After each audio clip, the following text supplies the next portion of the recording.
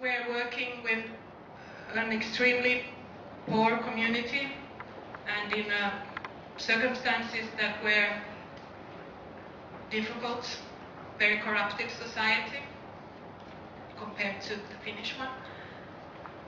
And this, for example, was the black water that was the sewage water going directly to the sea in open canals. So the malaria rates and illnesses were quite severe. Senegal is a Muslim country. We are not Muslim. We are women, 3 women. We were quite young at that time. And we were behind the ideas and we were behind the money. So it wasn't easy. But we got to know really nice people. And we worked with these women very closely. These women came from poor societies outside town. They came to this town called Kulshresth, that is on the westernmost point of the whole African continent.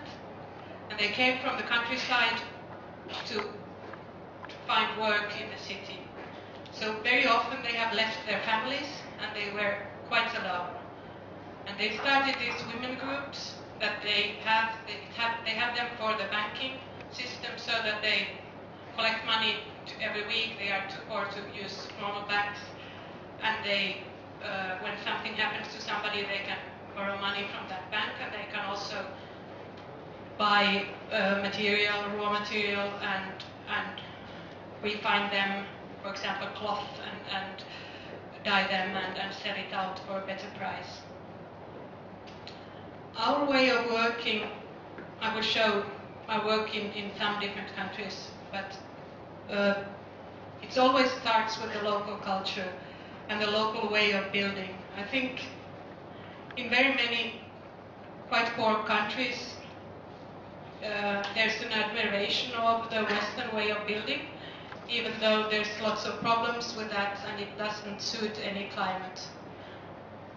So our way is to somehow study the local culture and show. Sometimes I think there has to be somebody from abroad to tell that the thing that you already have is very good.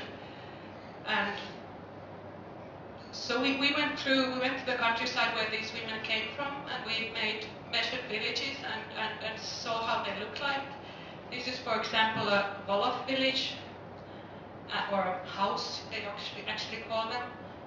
That's the mouse work, can I? Yes.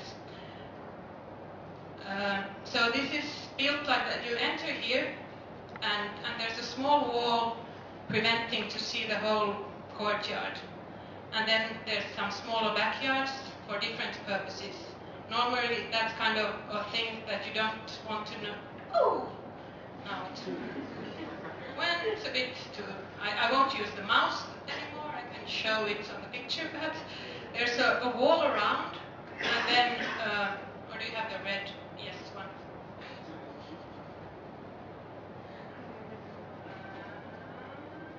It's very, very small.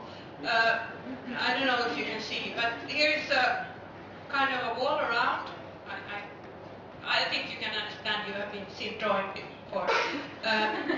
There's the big courtyard, that is the very public one, and then there's some smaller around, and then there's a high wall around it, and there's one main entrance. So we also studied satellite maps. This was before the Google time, so it was a bit more difficult to find this. And we found out that also in the city, it's quite, there's the same structure. There's an indirect entrance, there's a big wall around, and there's a big main courtyard and smaller backyards.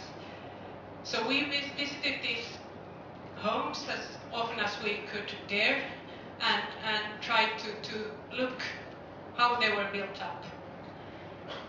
We were really lucky to get the site for free, as we did the fundraising work all the time, and we are not coming from extremely rich like families or anything, so we really kind of did do all the fundraising for the project, and then we got quite a lot of material for free in Senegal, and also the site for free. But we actually got to know that why we got the site for free was that during the rainy season it was really wet and it became quite an expensive building because we had to raise the building, but I'm sure you're familiar with that problem.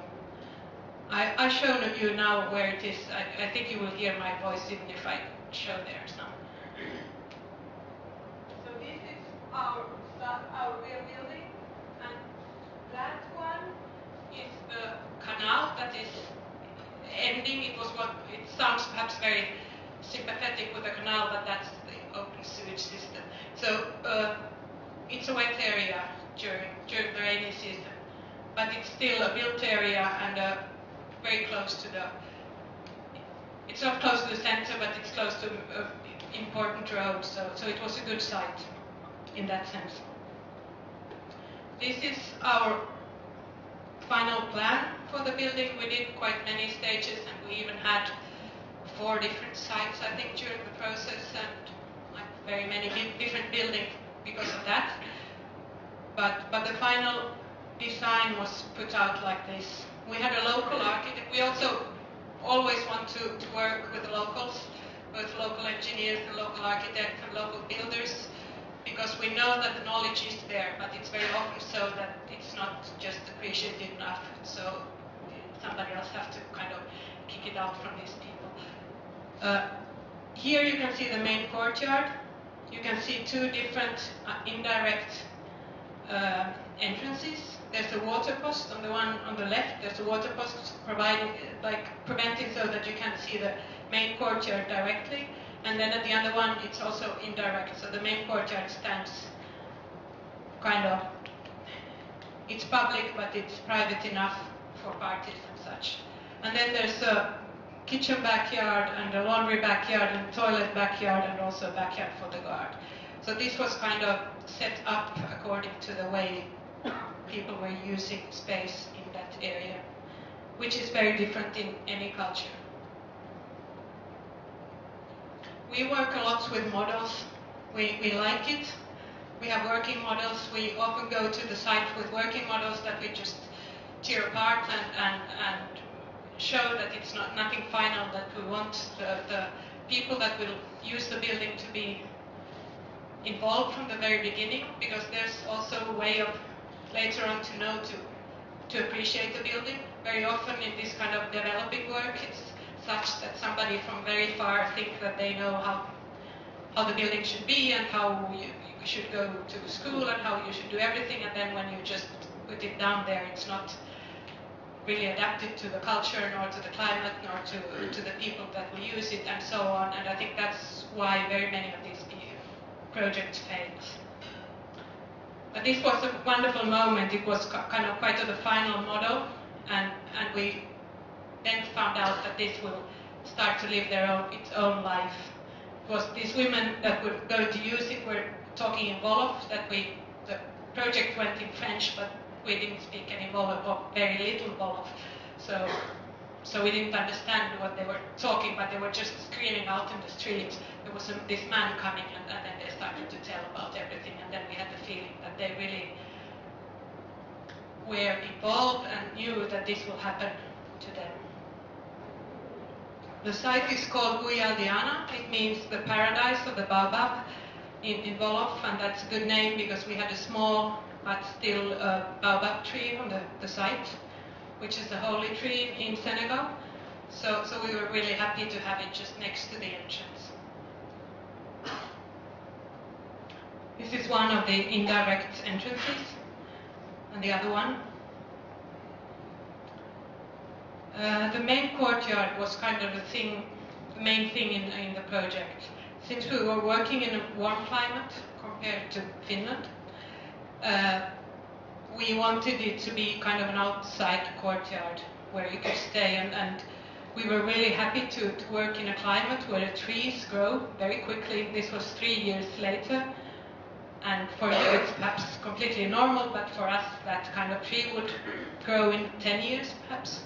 So we were really happy that our idea of having a shaded courtyard worked.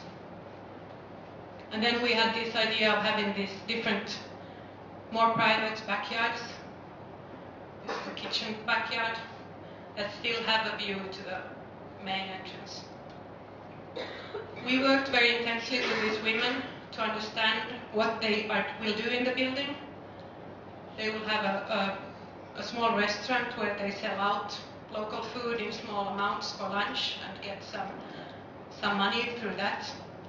They wanted to have also a pottery studio there, but it's too small. There's actually, now I was reading my mails today at the place where I'm staying, and there's a question to get an extension to this building, but then there will be once again a long work of fundraising. But now the problem is that it's too much used, and they have different use that are not really fit together.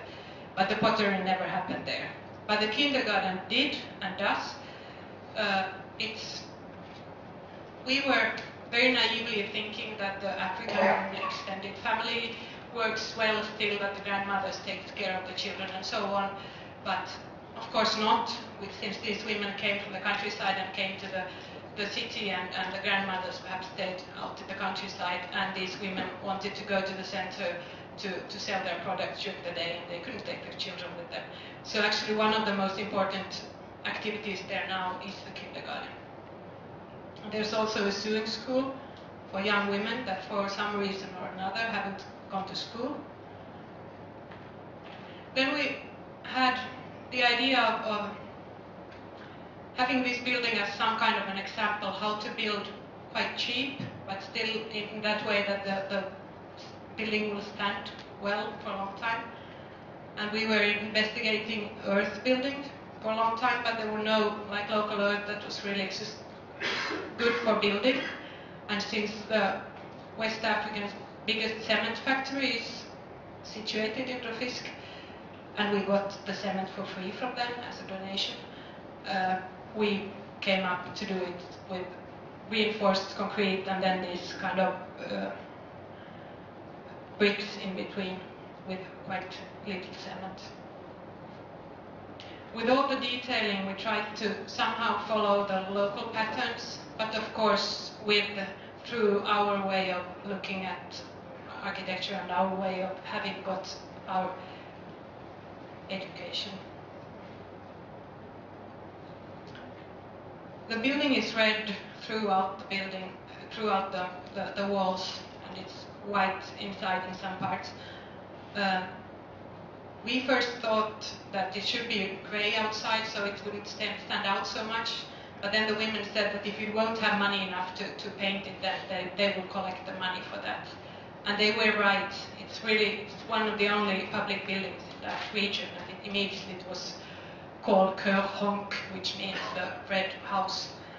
And it's a kind of a traditional way of painting. It's chalk or lime mixed with iron oxide, and it becomes this reddish pink color. So you really see that it's a public building. And we also found out later on that the reason why they don't paint very many buildings is that immediately when they are painted they are considered ready, and then you have to pay taxes for them.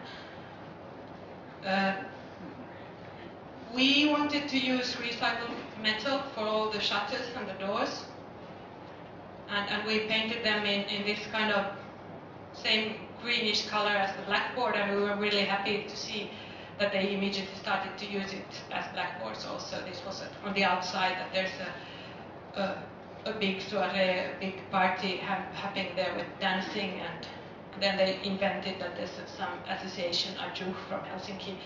Never heard of it, but it's we're happy that they are kind of grateful. With the detailing, we wanted once again to use the local methods, but we knew that in the countryside the straw roofs they keep the buildings pleasantly cool, but after a rainy season you have to redo them. And of course they are also a mark of being poor, which is not something that very many people like to show.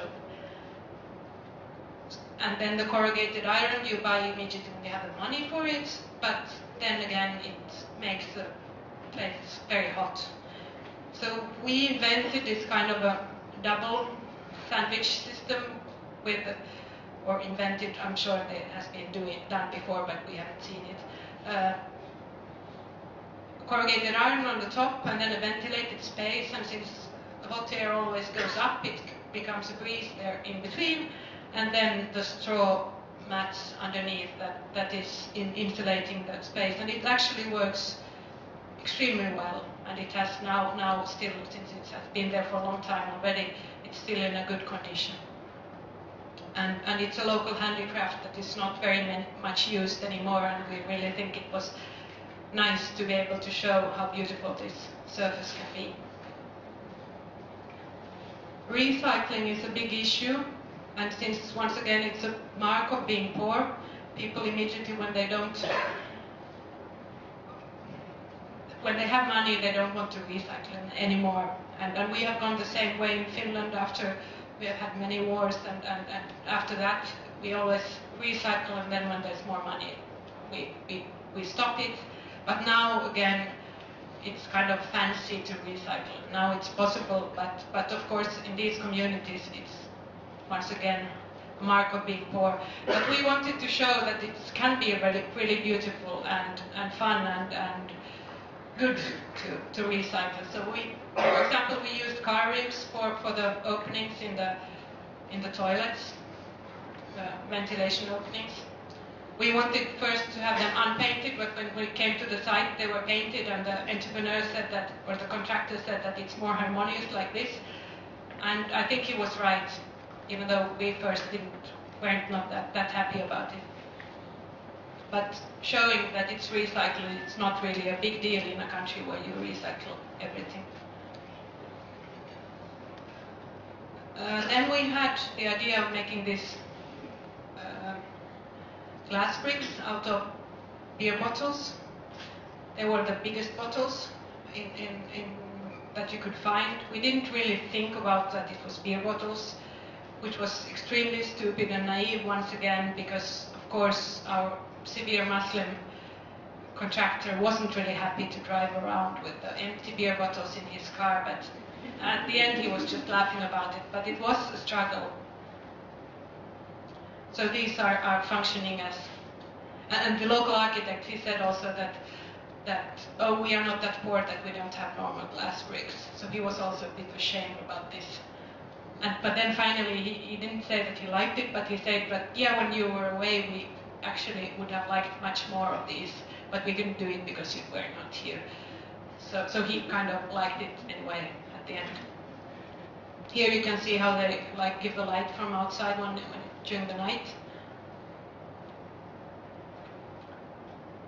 And I think the opening party was the nicest part for us in this project, because then we felt that this would be taken in good hands. There were lots of speeches involved that we didn't understand, and people kind of saying that they were involved in things that they were not, and so on. There were some Finnish ladies helping around a bit, but then when we felt that we are not kind of putting up on any pedestal, that it's really, they have the feeling that it's a local achievement, which it is of course, then we felt that this is going to work as it has.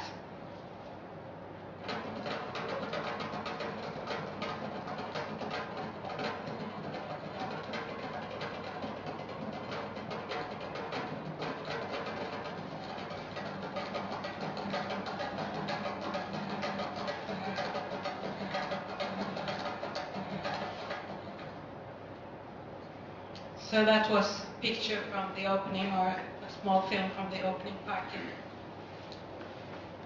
Then I will talk about a complete different project. It's only because I'm here. Usually I don't really, this is kind of a very small and not, it was only for an exhibition, done for an exhibition, and it has melted already.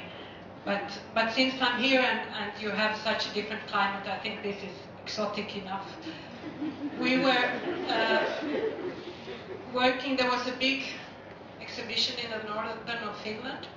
There were lots of architects from around the world. There were big names. There were Tadando, and there were Zaha Hadid, and there were Stephen Hall, and you name it. All of them were there, and also very important artists. There were Anish Kapoor, and there were Yoko Ono, and there were many others. And then were also these 3 young women at that time still. And we were put together was a person from New York who has been kind of putting these teams together. So we were working with an American artist, Robert Barry.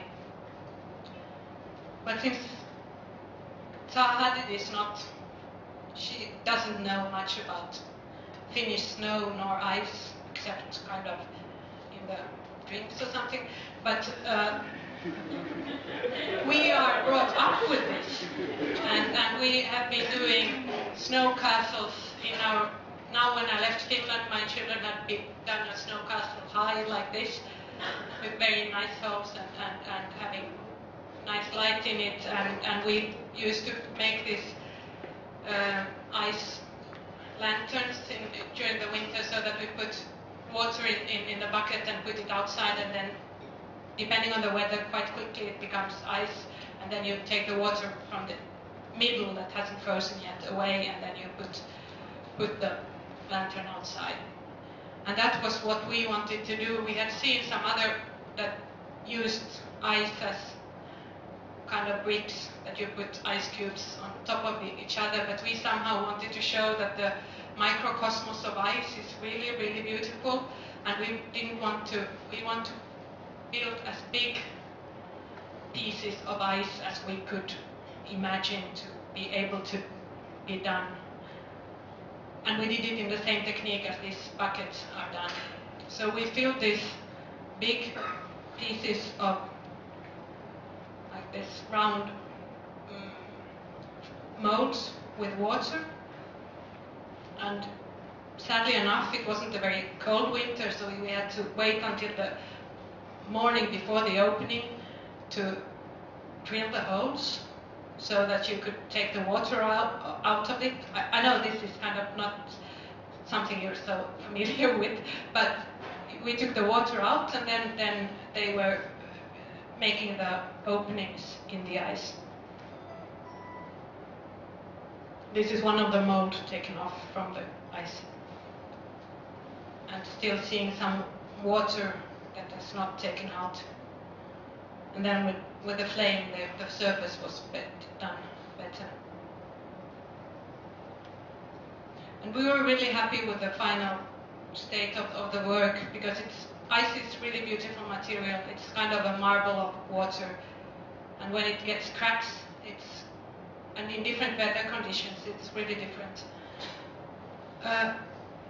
Our collaboration with the artist was that he's famous for doing these words in different galleries, and now this work he was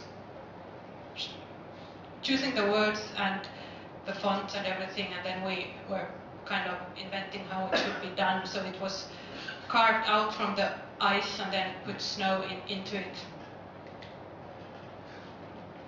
So these are the final lanterns. These are actually before they got the words in it. Here you can see with the words in it. They were really, really beautiful, and then of course when the spring came, they all melted away. So now to a bit warmer climate again. After this women's center work that we worked with for 6 years, we found out that the fundraising with an architecture firm is kind of strange, that very often it's NGOs that are doing this. And that was one reason why we founded our NGO that is called Ukumbi. It's Swahili. When we founded it, we had a project in Tanzania going on, and it means forum or meeting place. And now there's also some of our students that have been involved in Ukumbi, and then they have their own project that they have been doing under this NGO in Cambodia. 2 different projects. One is ready and one is being built for the moment. Our first project with Ukumbi was this orphanage project in Moshi, Tanzania. It's just close to Kilimanjaro. And there again, we started to know it's the other side of the continent. It's really, really far from Senegal. And as you know, coming from a big country, the cultures are completely different in different parts of India already, but in Africa even more. So we got to know the Tinga Tingas, the local paintings, and we got to know the orphanage people.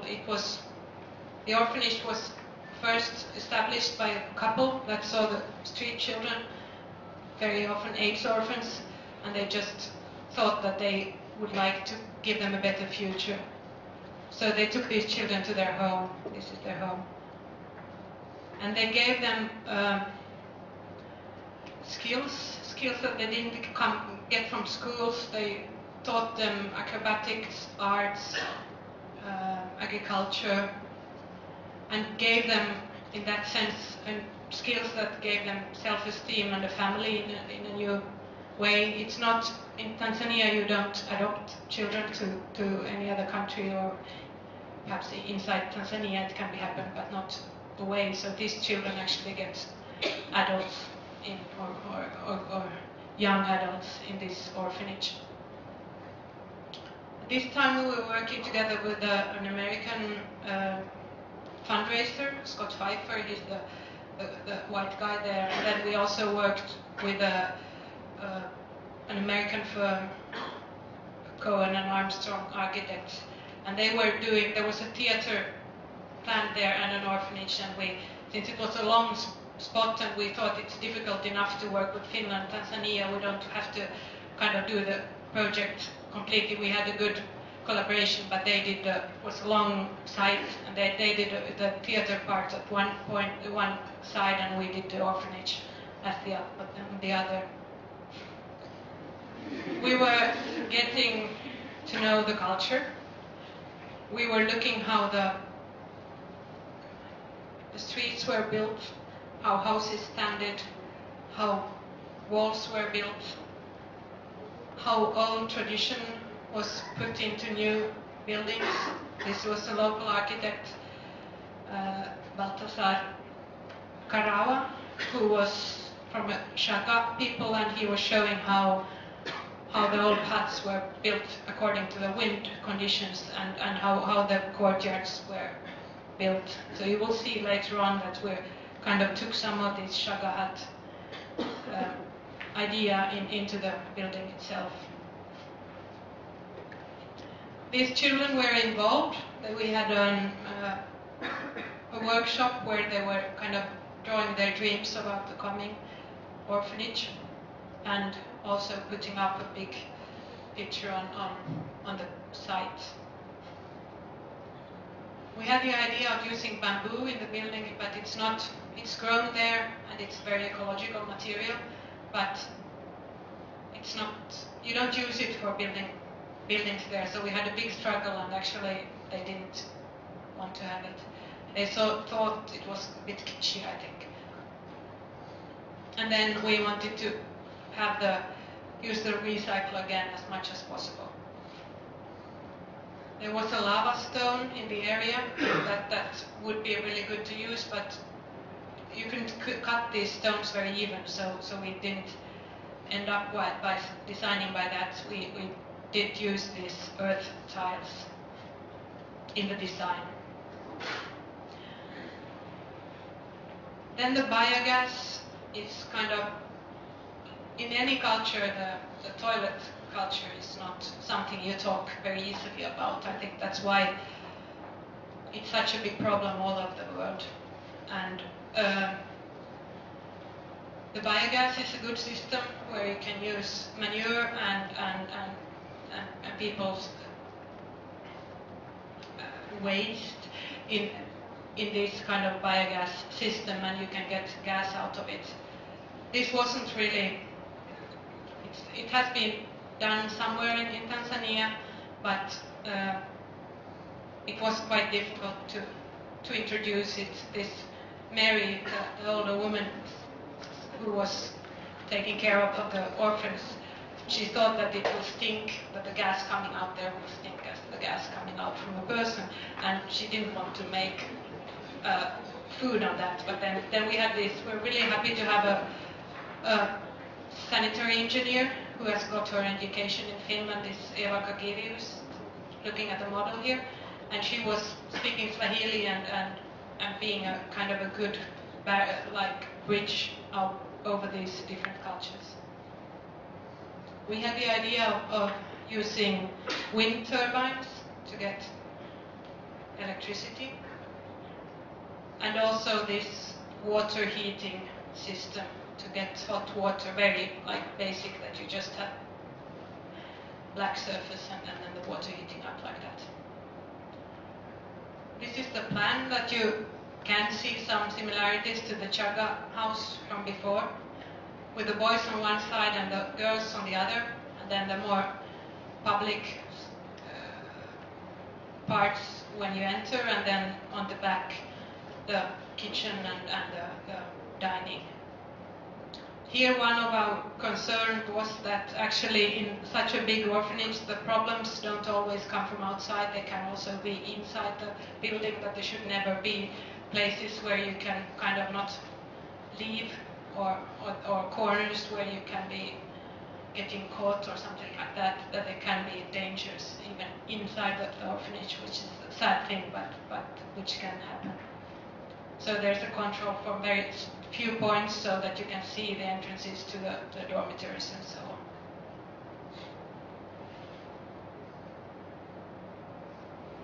Once again, we worked with models, and we still think that in any culture, perhaps in illiterate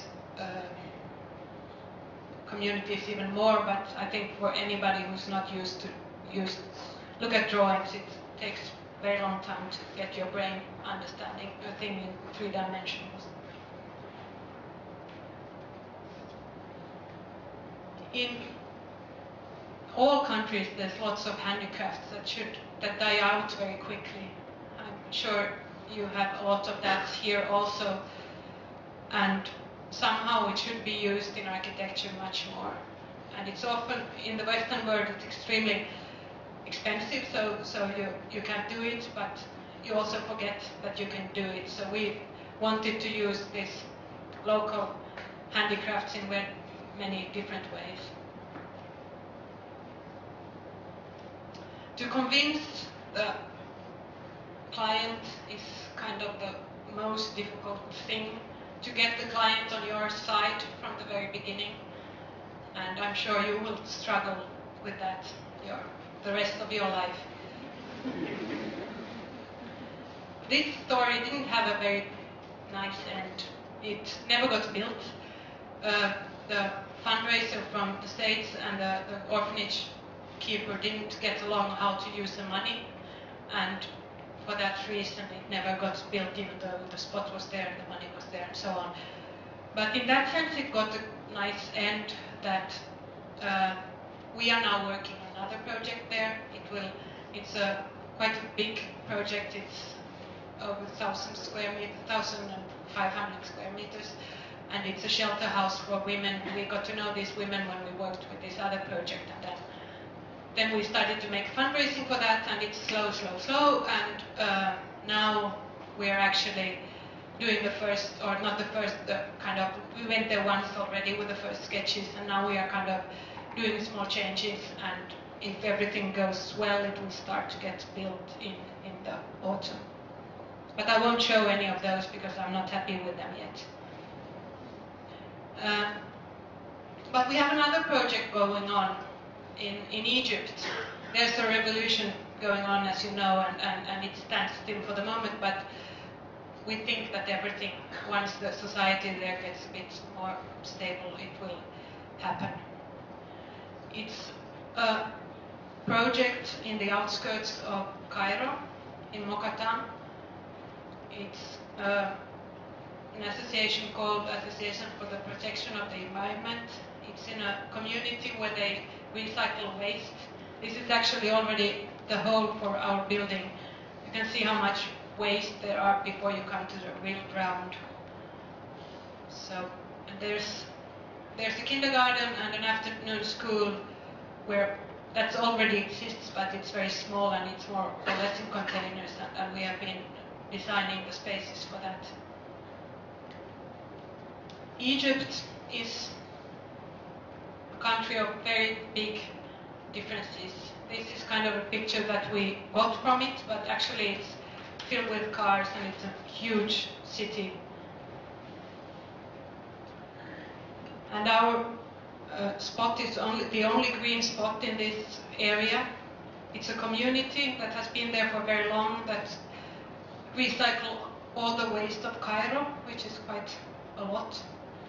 And they recycle it to, at the best time they recycle it to 90%, which I think is the best achievement wherever in the world. It's a community that has been, it's really big now. This is from it's close to the mountain, and there's the pictures is taken from there. But the whole city is built like that, that in the ground floor it's garbage, and it's garbage recycling, and then you live up on the first and second floor. And I have never ever anywhere seen anything like this. It's quite amazing. It's a recycling of everything. They recycle yellow certain plastic in one place, they recycle green certain plastic in one place, red, metal. Then they even have this kind of magic machine at the end that they melt everything and make materials out of this. This is a pavement stone that they use. And then the school and the kindergarten has a really good, it works well even though it's small still, and the local school is so bad, so they usually get real education in that school. And they do these handicrafts and these recycled handicrafts in this association. This is actually a mat that will be used in this project. I will show it later on. Here the detailing world was, of course, completely different from Senegal or Finland or whatever. There's a mixed culture. The people we were working with are Coptic, and they're having quite a difficult situation there now. And there's Jewish people and, of course, mostly Muslim people. And they all have different building traditions that are close to each other but still have differences. We investigated the old way of building, and we tried to use it once again in our own way, a new way, but still having the recycling in mind and having local climate in mind.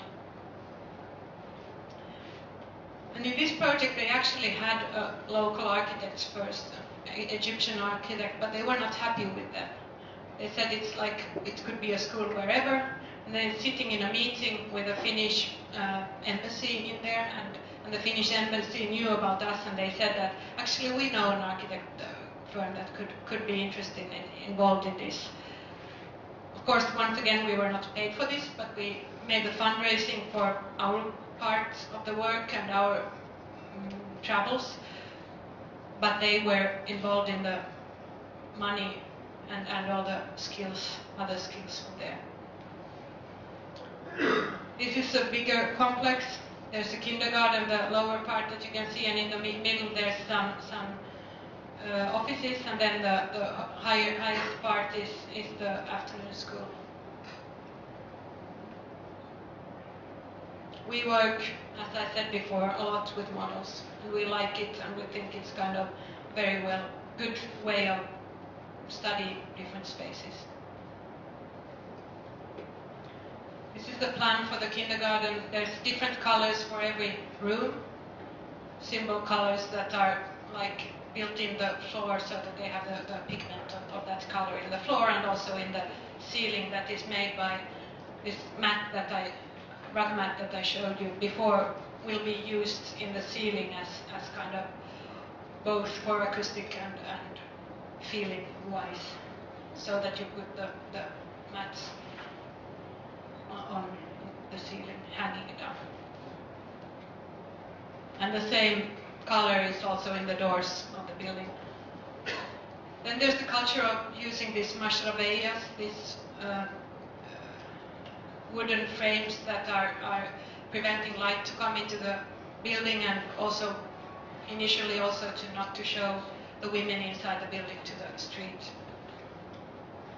It's very light, but this is our invention of mashabeya, and we were working with the local, the university, American University of Cairo, that is investigating a new building materials, and they are now doing a new kind of material with wood waste and plastic waste, and you can make these kind of forms with it.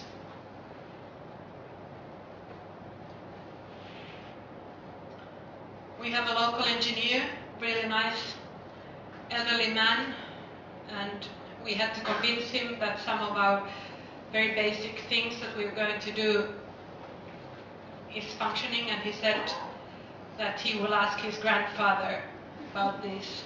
We could imagine what that means, but he was saying that we are using very old-fashioned methods, but he was ready to try them out. The building is made with the same kind of stone that the pyramids are made of, so it will stand, I hope. And it's local materials that is kind of easily found. And since it's an earthquake area, we have the main structure out of reinforced concrete, but then the other parts are made of this stone. And then we keep some ventilation openings. The black ones are holes that will be kept in the walls in those parts that are not closed.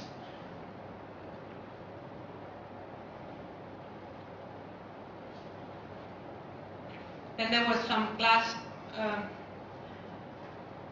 This is from an old building in Cairo, and we wanted to use the same. We will use the same detail, but perhaps with other forms than these. But they have this recycled glass in different colors that we will use, especially in this kindergarten part for openings. And once again, local handicraft is so beautiful that I think it should be used wherever it can be used, perhaps in a different new form, but still. And the children will be involved. We had a workshop together with the children. They were drawing the garden of the coming building, and we will make this kind of a mosaic with this building that will be close to where you wash your hands. This mosaic tradition is very old in Cairo, and you can see them in any places. So we thought that putting the children's drawings into these mosaics would be nice. The last project, I will only show one picture of it, and it's still in the air. It's actually, there will be a meeting in, I don't know what the time is now, but I think in 1 hour, with communication with in Eastern India and Helsinki, Finland, and they will make the decision of fly or land in that part of India. That's the name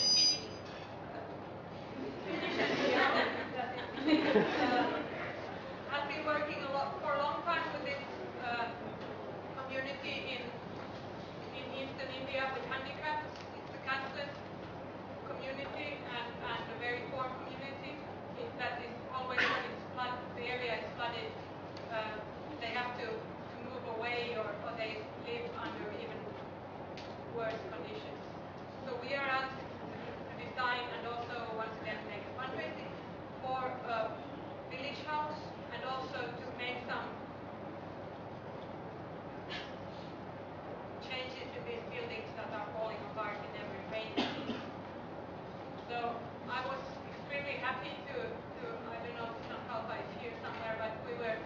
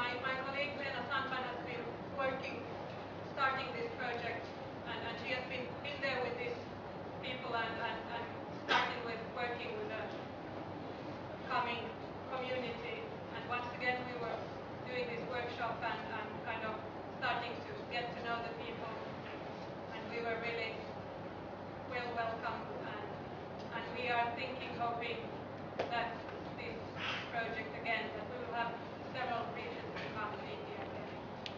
Thank you.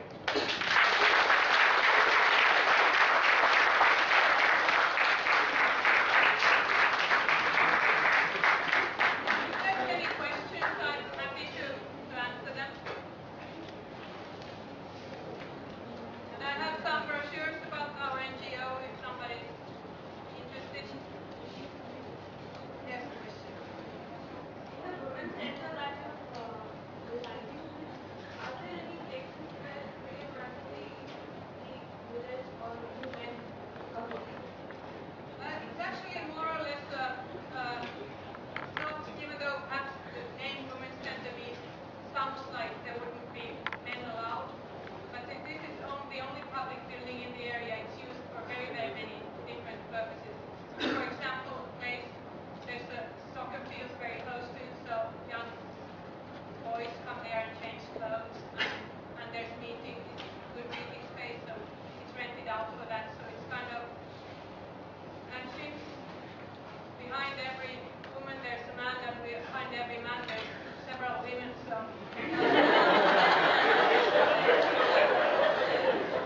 I think that the fact that the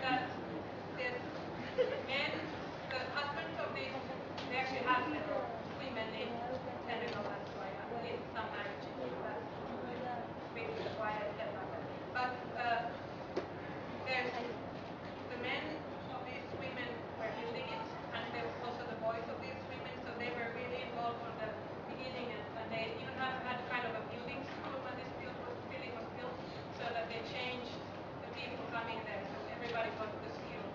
When they went in different phases, they had a book and then different people to come. So it was a bit like a building school for all these people in the region. That's why we really wanted to use all kinds of materials that are not taken from far, that everybody could buy and somehow very familiar things. And I think the nicest thing we've heard of the building is that it looks like a very Senegalese building.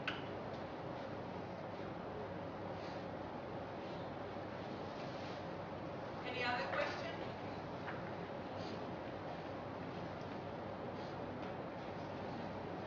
Okay. How long did you travel before you got your first positive decision? What do you mean by positive response? You could see that something's going to happen. I think when you do these kind of crazy things, you have to believe from the very beginning. And the worst part is those projects like the orphanage that never got built. Because when you work with a community and you talk about dreams and then you have to leave and you know that the dreams won't come true, that's really awful. But you have to believe in it from the very beginning, and otherwise you can't do this. But I want to believe from the very beginning, but I don't know when you can say that it's sure. We're working with. We couldn't know that there will be a revolution in Cairo. We couldn't know that this will happen in Tanzania.